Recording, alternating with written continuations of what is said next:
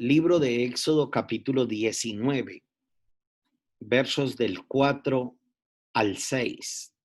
Éxodo capítulo 19, versos del 4 al 6 dice: Vosotros visteis lo que hice a los egipcios y cómo os tomé sobre alas de águila y os he traído a mí. Ahora pues, si diereis oído a mi voz y guardareis mi pacto, vosotros seréis mi especial tesoro sobre todos los pueblos, porque mía es toda la tierra. Vosotros me seréis un reino de sacerdotes y gente santa. Estas son las palabras que dirás a los hijos de Israel. Note desde el verso 5. Dice: ahora pues, si diereis oído a mi voz y guardareis mi pacto, vosotros seréis mi especial tesoro sobre todos los pueblos, porque mía es toda la tierra. Y vosotros me seréis un reino de sacerdotes y gente santa. Estas son las palabras que le dirás a los hijos de Israel. Amén y amén. Sabe que en el Antiguo Testamento podemos ver, como lo dice, Dios constituyó a su pueblo sacerdotes, gente santa. Y en el Nuevo Testamento, Dios hace a su pueblo reyes y sacerdotes. No solo sacerdotes, sino ahora reyes y sacerdotes. Un día pude encontrar en el libro de Efesios que Dios el Padre nos creó desde antes de la fundación del mundo. Efesios capítulo 1, versos 3 y 4. Dice la Biblia que fuimos escogidos desde antes de la fundación del mundo para que fuésemos santos, sin mancha delante de Dios. Y puedo llegar a concluir que Dios tiene un gran propósito para con el hombre, principalmente. Obvio que Dios también tiene un gran propósito con la mujer. Desde el principio, Dios le dice a la mujer: y de la simiente de la mujer haré guerra contra la simiente de Satanás. Dice: esta le herirá en la cabeza, aunque la simiente de Satanás le herirá en el calcañar. Entonces, pero con el hombre, Dios tiene un propósito específico, pero más profundo, más grande. De modo que cuando se convierte una mujer, ella entrega su corazón a Dios, pero prácticamente ella sola. En cambio, cuando se convierte el hombre, el padre de familia, la cabeza de la casa, del hogar, se convierte toda la familia entera. Casi siempre es así. Por eso Dios va a la raíz del problema que ha sido el hombre. Ahora, si analizamos también, el hombre es el más inclinado hacia la pecaminosidad, no tanto la mujer. De modo que Dios entonces, el deseo del hombre es constituirnos reyes, profetas y sacerdotes, o sacerdotes, profetas y reyes. Quiero que si puede lo escriba, lo apunte, o voy a estar grabando este video y se lo envío más tarde a todos los equipos, los que quieran escucharlo. De modo que Dios establece al hombre como sacerdote, profeta y rey de su casa. 3 aspectos importantes. Sacerdote, mira, aquí lo dice. Dice: porque mía es toda la tierra, vosotros me seréis un reino de sacerdotes, gente santa. Ahora, ¿cuál era la función del sacerdote en el Antiguo Testamento y hoy en día también en el Nuevo Testamento? Bueno, pues el sacerdote era quien presentaba al pueblo ante Dios. Si usted analiza por qué Saúl fue desechado, era porque Saúl había sido constituido en esa época rey, mas no sacerdote. Entonces el profeta Samuel le dice a Saúl: quédate aquí hasta que yo venga. Ofreceremos sacrificios y una vez que hayamos ofrecido sacrificios, entrarás en batalla, en guerra contra ellos. Y entonces Samuel se tarda unos días más, tal vez unos poquitos días, y Saúl hace las veces de sacerdote, cosa que a él no le correspondía. Empieza a tomarse atribuciones que no le correspondían. Y cuando llega Samuel, el profeta, halla a Saúl haciendo quema de incienso, haciendo holocaustos. Y Samuel le dice: ¿por qué has hecho lo que no debías hacer? Ahora Dios se ha buscado una persona mejor que tú. Porque en esa época el sacerdote era el único que podía presentar las ofrendas para la redención del pecado del pueblo de Dios. Como hombres, nosotros somos los que estamos obligados a presentar ante Dios nuestros diezmos, nuestras ofrendas y redimir el pecado de mi casa, de mi familia, pedir perdón a Dios por el pecado de mis hijos, así como lo hacía Job, por el pecado hasta de mi cónyuge, de mi familia, de mi esposa, de mis padres, de mis hermanos, pedir perdón a Dios porque yo soy el sacerdote. Entonces el sacerdote, ¿qué hacía? Sacrificaba la ofrenda, el holocausto, que era un cordero inmolado, ponía las manos sobre él y lo degollaba. Luego tomaba la sangre y la rociaba sobre el pueblo para que pudiera alcanzar un año completo de redención. Ahora,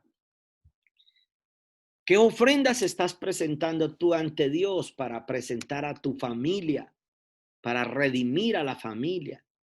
Porque tú eres el sacerdote y quiero que sepa que Dios, no, aunque aprecie y ama a tu esposa, esa no es la responsabilidad de ella, es tu responsabilidad como un hombre, santificar tu casa, tu familia, pedir perdón a Dios. Y por eso tenemos que pedir también perdón a Dios, no solamente por la casa, sino por la ciudad. Recuerde lo que le decía a Jeremías: en la paz de tu ciudad también encontraréis paz. Necesitamos orar y pedir perdón a Dios por el pecado que se suscita en Barranca Bermeja, por el asesinato que hicieron a esta profesora, por los atracos, por cómo se ha levantado la violencia y la oleada de inseguridad en nuestra ciudad. Como sacerdotes tenemos que humillarnos. La Biblia dice en Segunda de Crónicas 7:14: si se humillare mi pueblo, sobre el cual mi nombre es invocado. ¿Cuál es su pueblo? Usted y yo, nosotros, los que estamos ahí presentando ofrendas, levantando holocausto para que Dios nos redima. Usted tiene que hacer las veces, usted y yo tenemos que hacer las veces de sacerdotes y redimir nuestra ciudad. Lo segundo es hacer las veces de profetas.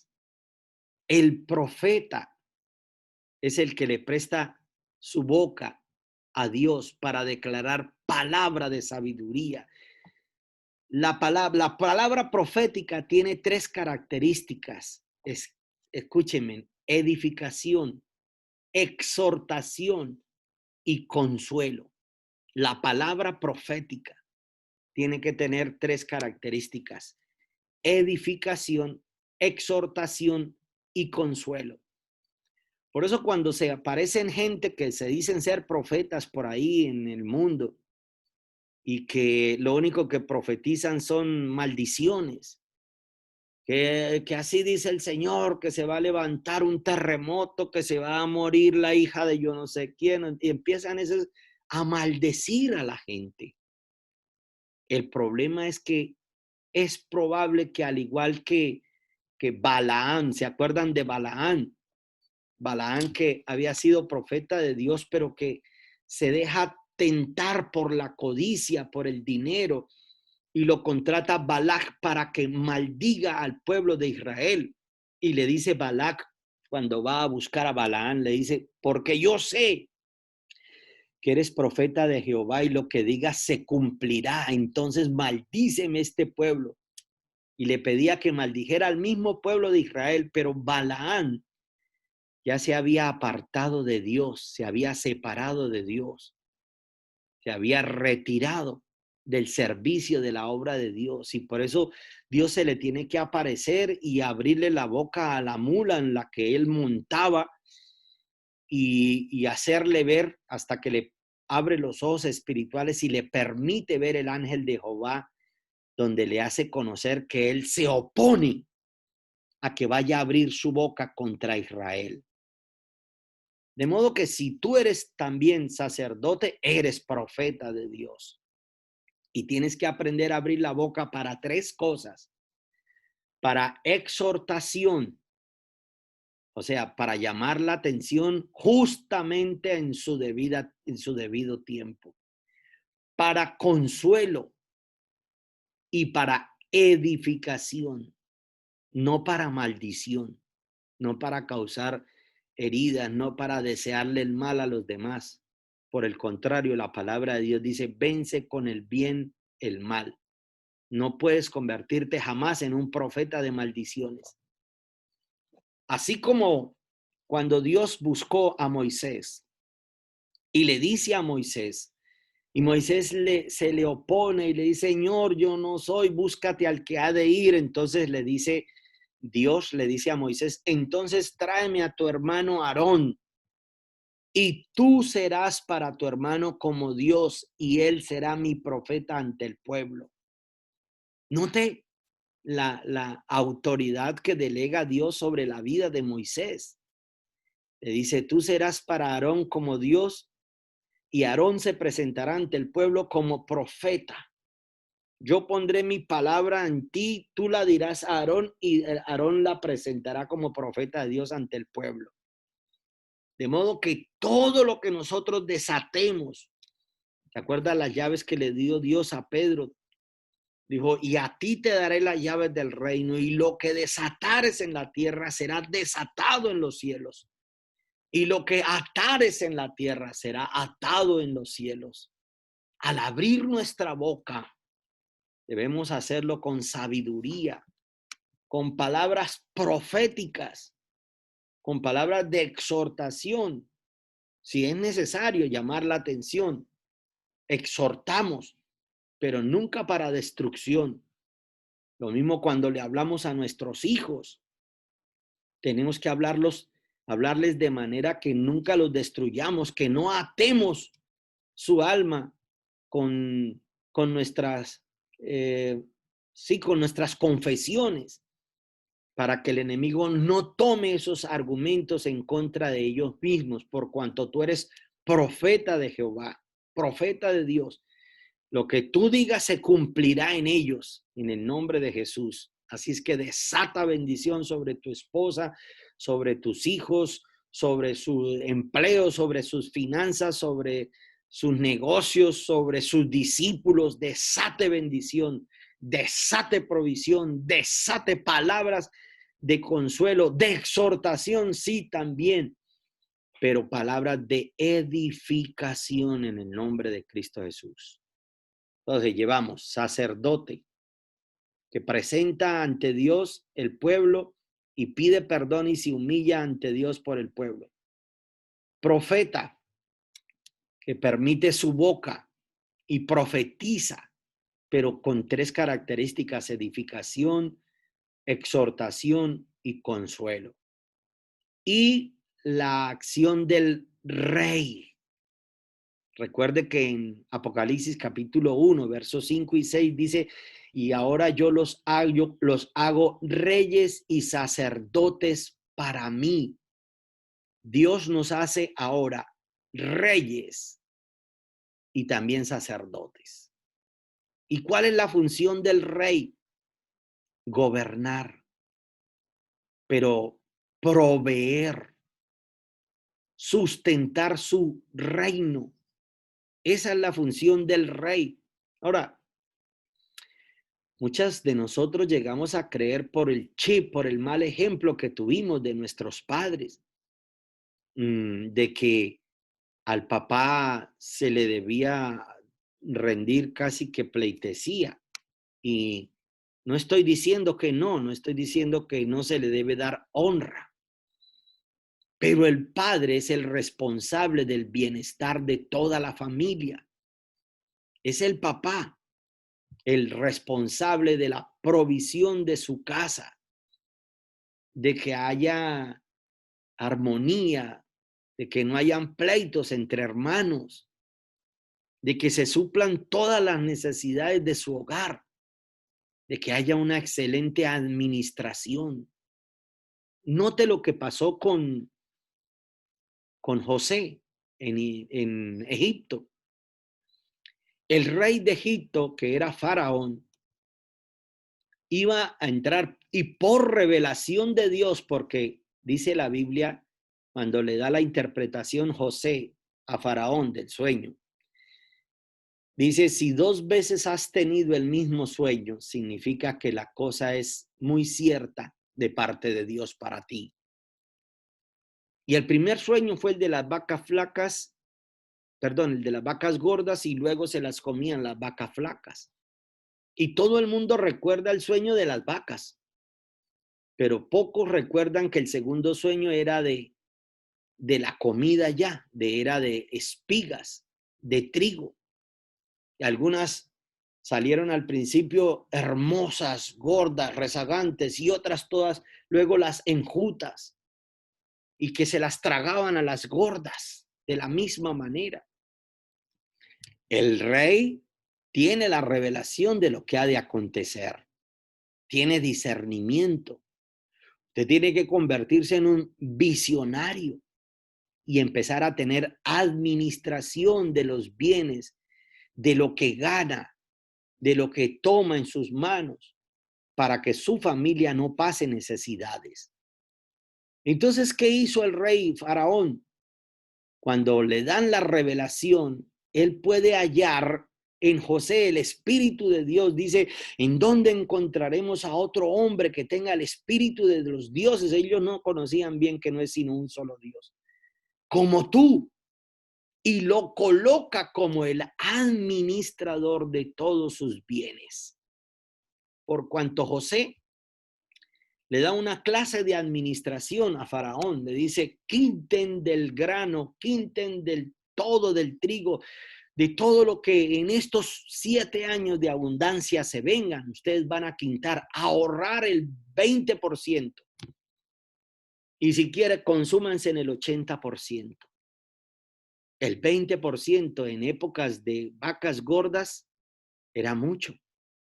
Y dice que él mandó a construir graneros, mandó a construir silos y para poder albergar allí a todo lo que habría de guardar para la época de las vacas flacas. Y una vez que empiezan la época de las vacas flacas, entonces empieza a administrar económicamente. Si se desborda José a dárselas de que tenía muchísimo, ciertamente lo único que encontraría sería que no le alcanzaba ni para 3 o 4 años la provisión que había ahorrado de todos los 7 años de la abundancia. Vas a tener que empezar a tener proyección económica de tus finanzas, de tu arteza, de tu canasta, de las compras, del mercado que llevas a la casa. En tiempos de escasez o de pandemia, nosotros tenemos que ser grandes administradores de los bienes, de los talentos que Dios nos ha regalado, porque el deseo de Dios es que nosotros seamos sacerdotes profetas y reyes para Dios y que gobernemos en administración nuestra casa. Entonces, hermano, Dios nos da talentos, Dios nos da dones, Dios nos da el sentido de administración, pero tú eres quien lo desarrolla. Tú eres el que, y note cómo hacía después José. Entonces José empezó y prácticamente en los tiempos de pandemia, o bueno, no eran de pandemia, sino en los tiempos de las vacas flacas, de escasez, era tan espectacular la administración de José que él enriqueció a Faraón, tomó la posesión de toda la tierra, de todas las bestias, negociaba, no se quedaba dormido, no se ponía a llorar, no se acostaba a dormir, ni se las daba de millonario, bueno, porque yo tengo cómo. No, trabajó arduamente, negociaba. En la época de la pandemia, antes más se desarrolló. En esos 14 años, José desarrolló sus talentos, sus capacidades. Fue comparado con uno de los faraones, a José. Fue comparado y su muerte fue igual que uno de los faraones. Prácticamente fue magnífica, un derroche completo y la Biblia lo certifica. ¿Pero por qué? Porque desde niño su padre le había delegado la administración y él era el supervisor de sus hermanos. Se había capacitado, había estudiado, se había preparado. De ahí que su papá no le dio el título, no le dio la túnica de colores, porque solamente por cuello, por afinidad, sino porque también José se lo merecía. Se había capacitado. Y nosotros como hombres tenemos que aprender a capacitarnos. Yo me acuerdo que yo tuve un fracaso tan impresionante cuando tenía calzado Orca, perdón, aquí en Bucaramanga, y lo tuve por descuidado, lo tuve por mal administrador, por confiado, por todo, por pecador, y las maldiciones me alcanzaron. Pero cuando caí en el desierto, yo me preparé, empecé a hacer cursos de administración y tengo hasta las cartillas, los cursos, porque yo de contabilidad no manejaba, no sabía manejar la contabilidad. Y me di a la tarea de aprender a manejar la contabilidad. Aún de su salario, aún de su sueldo, usted tiene que aprender a llevar la contabilidad. Llevar la contabilidad de su casa. A lo mejor usted ni sabe cuánto gasta en su casa. No sabe. ¿Por qué? Porque no lleva una verdadera contabilidad. Hay veces que el hombre bueno, los que le compran las toallas higiénicas a la familia ni siquiera llevan ese control, ni siquiera llevan ese reporte, el papel higiénico, la crema dental.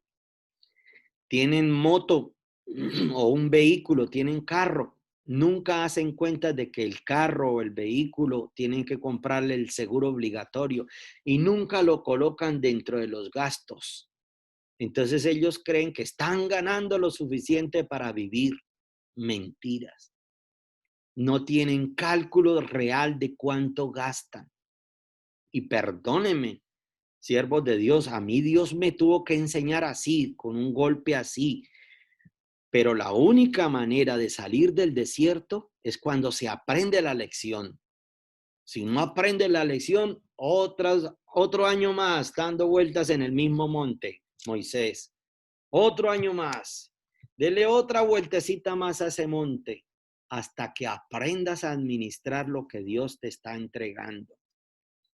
Yo tuve que sentarme a estudiar primeramente. Y yo no era pastor en esa época. Ya me había llamado el Señor, pero apenas estaba haciendo mis cursos. Tuve que hacer cursos de contabilidad, cursos de administración. Empecé a trabajar conmigo mismo, a capacitarme. Y hoy en día, pues para la gloria de Dios, soy empresario y tengo que saber tomar decisiones de mis empresas, decisiones de mis finanzas. Tengo que saber dónde tomar decisiones en el momento justo. Amén. Eso es lo que Dios demanda, que seas sacerdote, o sea, que ores, que clames, que ayunes, que gimas, que presentes a tu pueblo delante de Dios.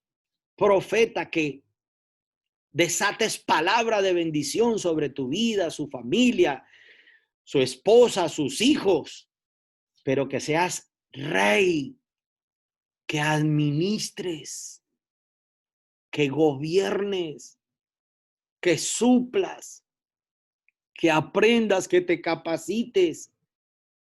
Nunca estamos lo suficiente viejos para dejar de aprender, jamás.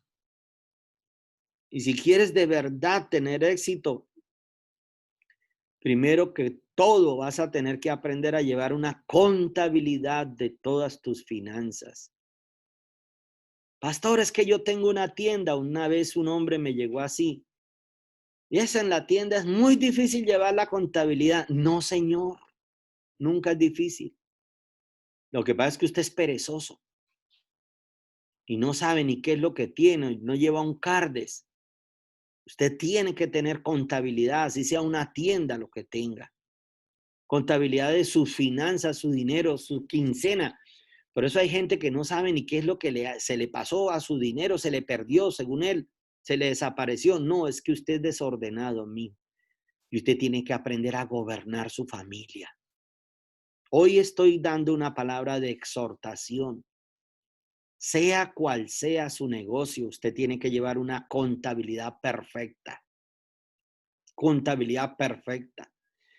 Gastos que hay que son de improvistos, gastos que aparecen. No, por ejemplo, se me estalló una llanta.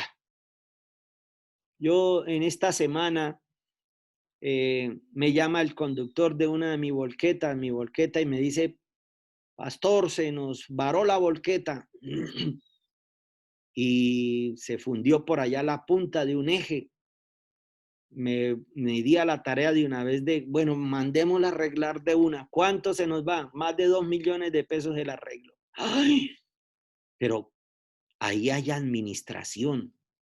Si cuando ella gana, yo no aparto un rubro para esos improvistos, entonces, ¿qué me tocaría ponerme a hacer? Pedirle plata prestada a uno, pedirle plata prestada al otro. ¿Por qué? Porque yo hubiera sido un mal administrador. No, yo tengo que llevar unas cuentas. Si ella me produce, entonces tanto voy a ahorrar, a tener ahí listo para alguna eventualidad, algún momento que llegara a suceder. Eso es administración. Y exhorto a todos los hombres a que le pidan a Dios el espíritu de sabiduría, de inteligencia para administrar las finanzas, para administrar los bienes, su casa, su familia. Yo ando pendiente también hasta de la provisión de la nevera de mi casa. Yo ando pendiente y qué falta, qué se necesita, qué gasto. Ando pendiente del champú de mis hijos, porque yo soy el rey, el que gobierna, pero el que provee también para mis hijos. Ayer me di cuenta que tenía que salir a comprarle unos zapatos a Juan Steven, porque lo vi que se puso unos zapatos y el pie se le creció. Este muchacho se me estiró aquí, ya mide 1,75, casi para 1,80 ya va, y el pie ya no le cabe en los zapatos que le tenía. Entonces sí le he comprado zapatos, pero le tenía ahí, ya me di cuenta que me toca comprarle y toca comprarle según su arracacha de pie tan grande que se gasta. Lo mismo su ropa, sus camisas, todo me ha tocado salir a renovarle todo su vestuario. Yo soy el sacerdote, profeta y rey de mi hogar, de mi vida, de mi familia, de mi casa. Ahora, es irresponsable llenarse uno de tantos hijos, porque se quejan de la situación tan tenaz, pero siguen haciendo hijos. Eso es administración también. Hace unos días estuve hablando con un hombre y este hombre dándoselas de, ¿cómo se llama? De promiscuo, de perro, que tenía una muchacha ahí que la estaba coqueteando y como que están saliendo con la muchacha, pero era casado.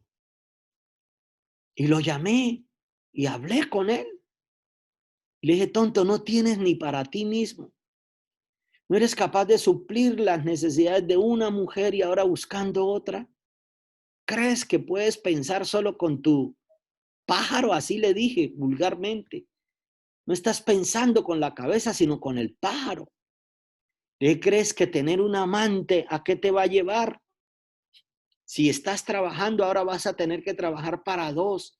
Y si ellas van y ponen en una notaría, una declaración juramentada que sí, que usted está saliendo con ella, después usted muere y van a tener o por obligación el 50% de lo que le correspondían a sus hijos. Entonces note que hasta eso es estúpido, perdóneme la expresión. Eso es ignorancia, pretender tener amante cuando no es capaz ni siquiera de proveer de amor, de satisfacción a su propia esposa, a su mujer, si no es capaz ni de hacerla feliz a ella, mucho menos ir a estar pensando en una amante. Entonces, todo lo que Dios demanda de nosotros es que tengamos un sentido de varonilidad para ser sacerdotes, profetas y reyes, administradores, administradores. Ahora, pastor, pero es que mi esposa administra también las finanzas. Ah, bueno, ¿qué hizo Faraón? Buscó a uno que supiera administrar mejor que él y buscó entonces a José. Si su esposa tiene una mejor administración, hermano, no dude en soltarle la administración de su negocio, de su casa, de sus finanzas a su esposa. No dude.